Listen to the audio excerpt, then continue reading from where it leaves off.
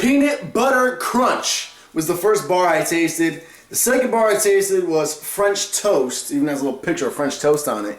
And the final one that I have yet to taste is the Crave Banana Nut Chocolate Chip.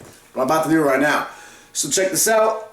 Protein bars are a very popular snack because they're quick. They can taste good or they can taste horrible, actually. It goes either which way. You get lucky if you get a good one. Protein bars, a whole shelf of protein bars is very similar to like a full box of chocolate because you really don't know what you're going to get. You may get that protein bar that just tastes delightful like a cookie in the form of a bar with some protein in it, or you get that toothpaste tasting bar that makes you feel like you just ate a big pile of chalk afterwards and it's just disgusting.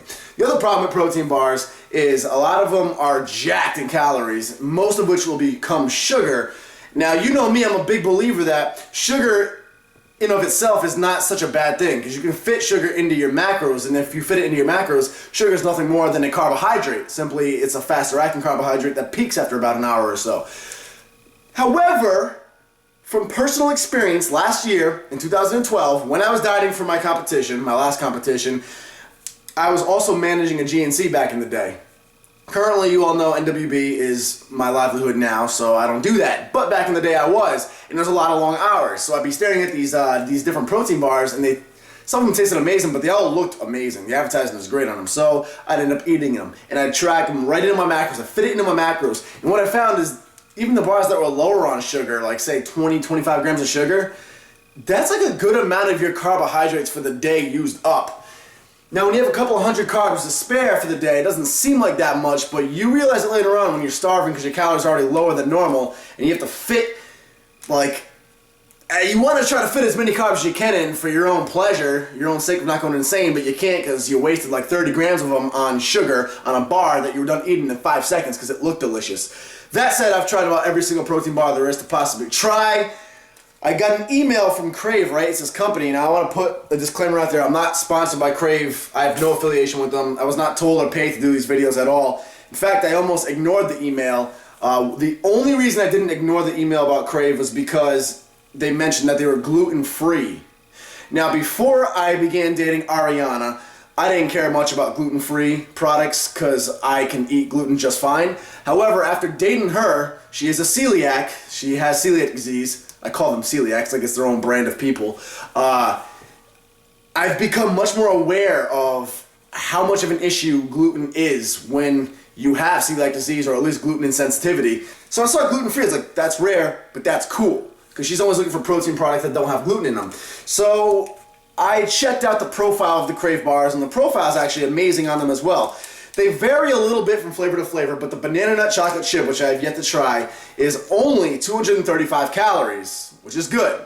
Most protein bars will easily skyrocket into 300, 400, even 500 calories per bar. So only 235 calories, only 9 grams of fat, which is huge, and none of it is trans fat. None of it's even saturated fat. Saturated fat actually isn't even that bad by itself. I don't know why people are so afraid of it, but point is people are afraid of it, so it looks better. But zero trans fat, and trans fat is known to be an actually bad thing. Hydrogenated oils are very unhealthy for you. It has zero trans or saturated fat in it, so it's all quality monosaturated, polyunsaturated fats.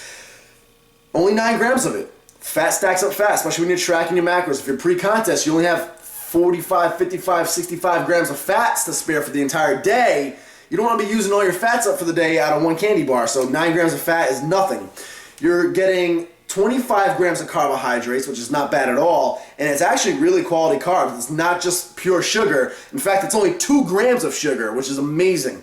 17 grams of that is dietary fiber, which is actually really good in the sense that I know me personally, I'm not the biggest fan of greens because I've been competing since I was 15 years old. All my pre-contest diets are loaded up with greens.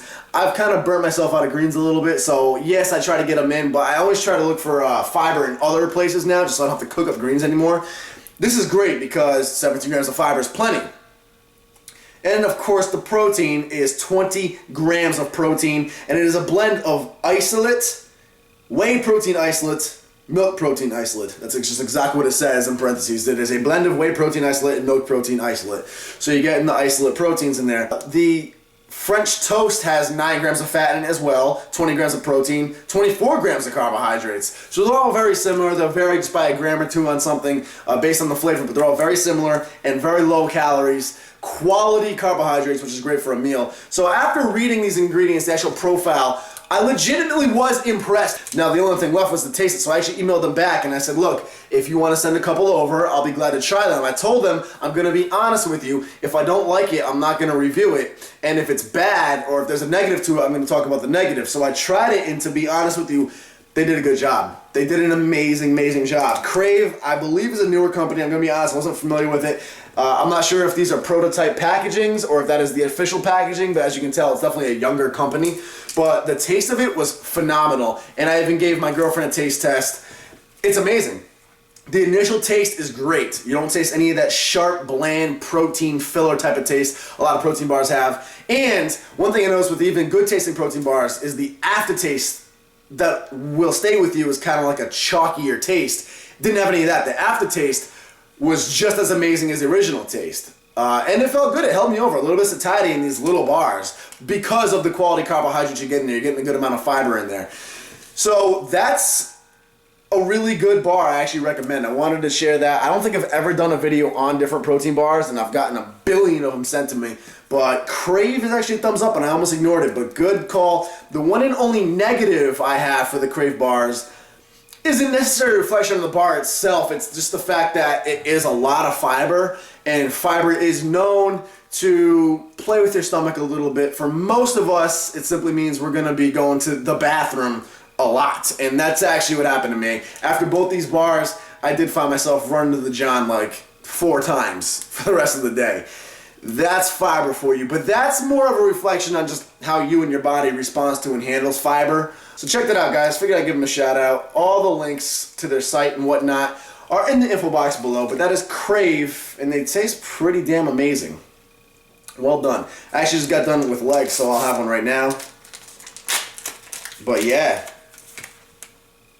it's a good quality bar right there. The banana nut and chocolate chip's probably my favorite one. Oh my goodness.